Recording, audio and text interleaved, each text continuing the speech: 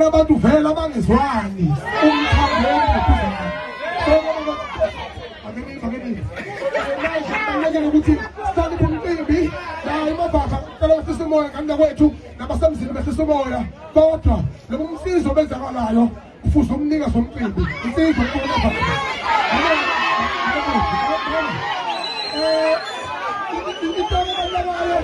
ebalulekile ngapha kwethu bafowethu okubalulekile konke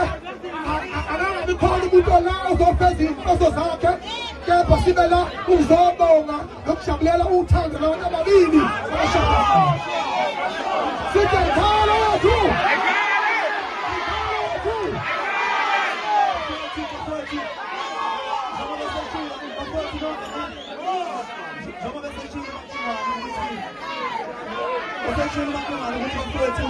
uyakholisa ngabathe bakwenza bebengazi ukuthi lapha phambili kuhleli inkosi